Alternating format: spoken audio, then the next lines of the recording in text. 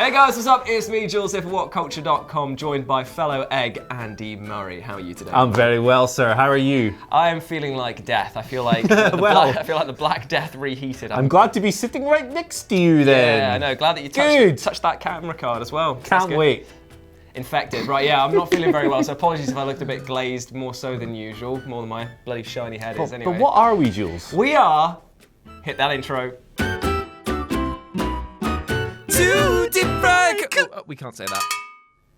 That's what we are. We are those two guys. And today, and you're taking 5 with us today because what we're going to do is, as per last week's episode, we are cutting this down to 5 entries. Andy and I are going to have a little back and forth about it. And today's topic is on extremely bad wrestling attires. Yeah, we have put together what I think are the 5 most awful wrestling attires of all time. Now, the twist with this week's one is that I haven't actually told Jules which ones I've picked. So we're going to run through them. I'm going to show him a little picture. As What Culture's purveyor of insane things, I imagine you will have seen quite a few of these. I mean, obviously. I do keep my eyes and ears to the ground for weird stuff. Plus, I am just a weird man in general. A very weird dude. I mean, you've seen what I've done with those mannequins in that factory. Let's never talk of that again. But before we begin, because there are so many terrible wrestling attires out there, I'm just going to run through a few honourable mentions that I've kind of prepared here in my notes. So first of all is Mantor, a literal cow Mantor thing, aka Bantor. Look at him. Is he the tiny one? No, he's the big lad. Okay, what was the tiny one called? That was El Torito, mate. Yeah, okay, fair enough, yeah. So he's not there. Jeff Jarrett in his nipple cage isn't there, primarily because if I put him in, Michael Hamflett would beat the tar out of me. There's no Max Moon. There's no Bastian Booger, because as disgusting as he was, it fit the gimmick. There's no Drake Maverick dressed up like a little puke version of the AOP. Oh god, that was bad. Terrible. That was so because bad. That man is built like an ironing board. He looked like the AOP have brought their own action figure to the ring. It did like a little shrunk down version of the big lads. And finally, there's no naked Midian. Thank God, because I really didn't want to see that again. I mean, I can barely get over Cassius Ohno's body shape, so like... Yeah, poor Cassius. They should really give him something a little bit more flattering. But, to get going with the list, we are... What are we? Too deep fried. We can't say that. And these are the 5 most awful wrestling attires ever. So, at number 5, I have, a drum roll please, Aldo Montoya. Here he is.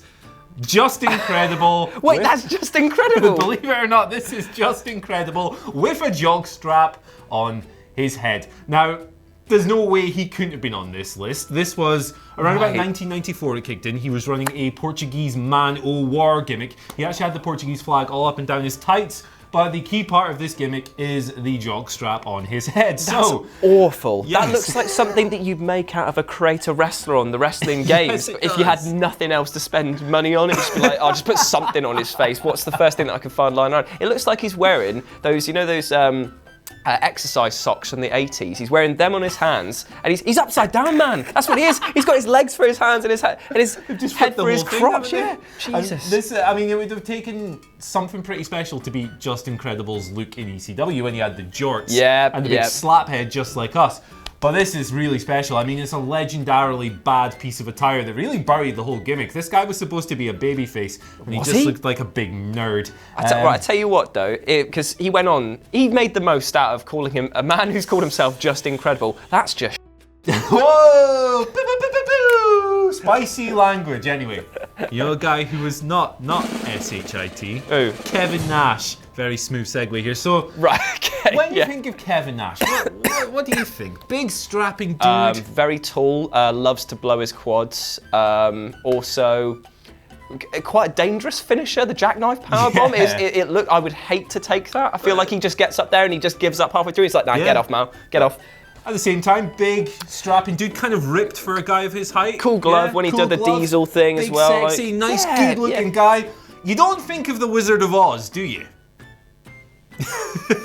So at number 4... Where is this going? Did he dress as a munchkin? We have Oz from WCW. So that was Kevin Nash. This is Kevin Nash. It's one of the most embarrassing gimmicks in WCW history. Basically, in Kevin Nash's own words in the shoot interview, they took a near 7 foot tall, big, sexy dude and dressed him up like a fairy tale villain. What the hell is the thought process behind that? At least if you're going to choose anyone out of the Wizard of Oz canon, make him into like the Tin Man, because at least he's bloody hard. At least he's ripped. Oh no, him as Dorothy would have been funny though. That would have been an absolute hoot. Have you seen is it Lady Baby or whatever? Lady Baby. It's the band that basically riffs off of Baby Metal. Baby Metal. And it's the giant bearded guy in the dress. He could have looked like that. That could have been good. But instead they turned him into the bloody Wizard of Oz. So this is obviously quite typical of the era. It was very cartoonish, very big, very dumb, very over the top. Yeah. But this was bad even for that. I mean, just look at the guy. I don't understand that. Like that would impede your in-ring ability so much, because I assume that's a fake beard. Yeah. That's like so. Like I'm pretty sure it was. Yeah, I mean, look at it. So at no point somebody went like, "Oh, got your fake beard." It's like, I bet he's just said like, "Oh, that ruined the mystique." That's absolutely pathetic. Really terrible. I'm getting annoyed at this. I thought this was meant to be fun. Well, it was. It was about to get even worse. So at number 3, we have maybe the worst big man of all time, Giant Gonzales. Here he is. I've seen this guy. You've seen this guy before. It was him versus The Undertaker, wasn't it? Yes, it absolutely was. And that was a WrestleMania match, that was. Literally 2 of the worst matches probably ever. I mean, for the stages, there was the WrestleMania one, and I think the rematch was SummerSlam, either that or Survivor Series. Anyway, right. 2 of the absolute worst matches of all time. Particularly for that stage. Giant Gonzales, he was legitimately in real life 7'7". Yeah. He was huge, but he was billed as 8 feet tall. And he was one of these kind of monsters of the month guys that WWE brought in for The Undertaker to slay. And my God, was he terrible. But look at the attire. The problem with this guy was that he was billed as this monster, and yes, he was very tall. He was a goddamn skyscraper. But behind that bodysuit, he was a pretty normal dude, pretty doughy torso, rather unremarkable. But that's the thing, like, body shapes like that nowadays work wonders. You look at Walter and stuff like that, you don't need to be, like, cut of stone and steel, like, to be a hard man. But he looks like there. If you've seen the anime Attack on Titan, he looks like one of the Titans from that. He's had carpet samples stapled to him. It's gone down B&Q right now. Okay, it's the airbrushed muscles. It's the airbrushed muscle, but it's the Conan the Barbarian loincloth as well that's really bothering me. If you're covering him head to toe in muscle, then the groin doesn't need to be covered again. That's double packaging. I think a lot of people would actually have this guy at number 1, but I think I have 2 that are even worse. Okay, cool, I'm ready. So, Goldust. Pretty wacky guy. I was about to say, you're not racketing on the Goldust. I'm not going to shoot too hard on Goldust. Okay. This is a guy who is obviously he's a very flamboyant gimmick, blah, blah, blah. Groundbreaking in the Attitude Era. He's gone through a lot of different phases, a lot of different variations on the looks. But at number 2, this is something else. This is the artist formerly known as Goldust. And take a look at this.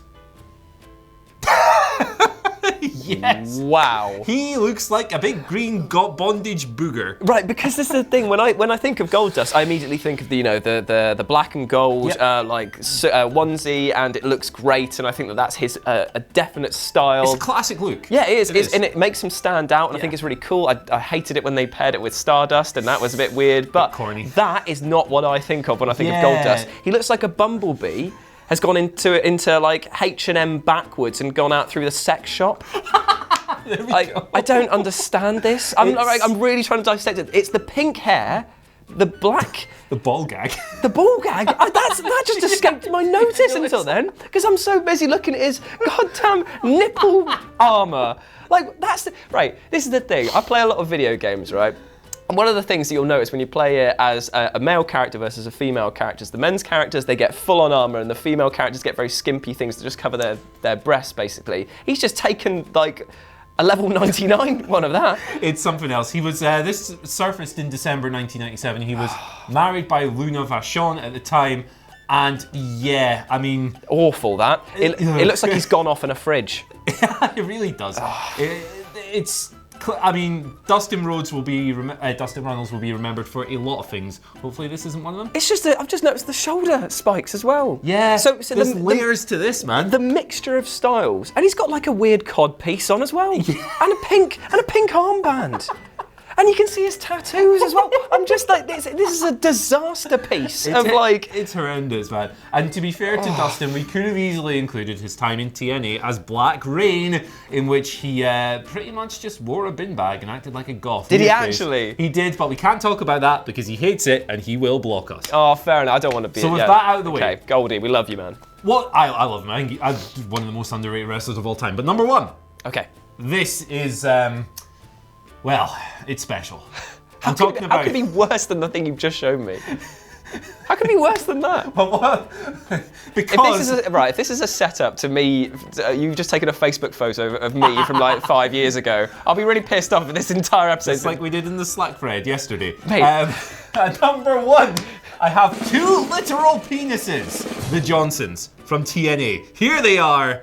What the hell am I looking at? So, this was the couple of guys that were known as the Shane twins on the independent circuit. They were in WWE. Sorry, Shame or Shane? Shane, although Shame would be more appropriate. Right, okay. They were in WWE for a while as the Gemini. Basically, they were a couple of ripped bald dudes just like us. Yeah. And that was their gimmick. Before that, they were in TNA as the Johnsons. Now, their gimmicks, their names, sorry. Wait for these. These are extremely clever. Okay. We had Rod Johnson because Rod. Right, Get okay. it? And the other one was called Richard Dick Johnson. Wait, so he was just a double dick? Dick? Yeah, so, double dick. Why didn't they just call the first one Richard and the second one Dick? Because they're stupid. Basically, so these guys were literal... Did they ever win an on the pole match? Because Dick on the pole match would have been probably great for them. Would have been a different layer to that Viagra on the pole match from back in the day. Oh God, yeah. But these guys, like, it might not be as outwardly obnoxious as the Goldust image we've just shown you, but these guys were literal wrestling penises. Like, how could they not be number one? I don't... That is... It's so ridiculous because they've got like classic old school bodybuilder physiques where they've got really hench up top, but they've got big guts. Yeah. And it's just like, so you've got skinny fat penis is what you're looking at there. A chode. And yeah, that's exactly, they're a pair of chodes. But then who's this guy in the middle? Why is Danny DeVito holding their hands up? Why is he holding their hands up? What's his name? Mortimer Plumtree, I think. Right, so Mortimer Plumtree and his two big swinging fruits, low-hanging fruits. Bringing balls. Oh my God. It boggles the mind how at once zero thought has gone into that gimmick, but at the same time quite a bit of thought has gone into that. Like, let's dress them up as big penises. The only thing that could have made that even worse is if they had veins painted on it. Yeah, maybe a little hairy bit somewhere in some... On the knees. Probably just take a bit of Gonzales' carpet samples and just pop that on. Testicles swinging around. Imagine if they paired with Test. Test in his ball sack and his little... That'd be brilliant. Test. This is a... But you don't want to pair them up with TNS. Oh, God. Pretty Mean Sisters, of course.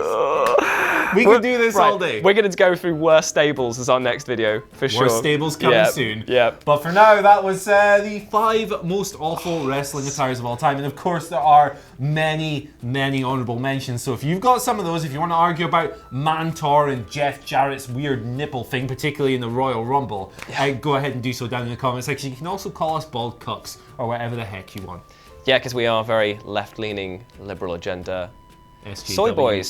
Soy boys. Sorry, that got really passive-aggressive then. That wasn't actually meant to be. That's a bit of a laugh. Anyway, but yeah, thank you so much for joining us on this episode. We hope you've enjoyed it as much as we have. Next time, maybe I will be the one that has all of the entries, and hopefully I'll be feeling better and not completely... I will be the one with the cold. Oh, mate, I'm spaced out at the moment. I'm going to go drink another pint of cough syrup. That's what you're meant to do, isn't it? Yes, absolutely. Yeah, cool. I'll see you in the Tyne at 5 o'clock. It's just Bucky, isn't it? Anyway, thank you very much. If you want to go chat to us more, you can follow me at RetroJ with a 0 over on Twitter. And you can follow me at Andy H. Murray. But until that time, we will speak to you soon, you lovely, lovely people. Bye.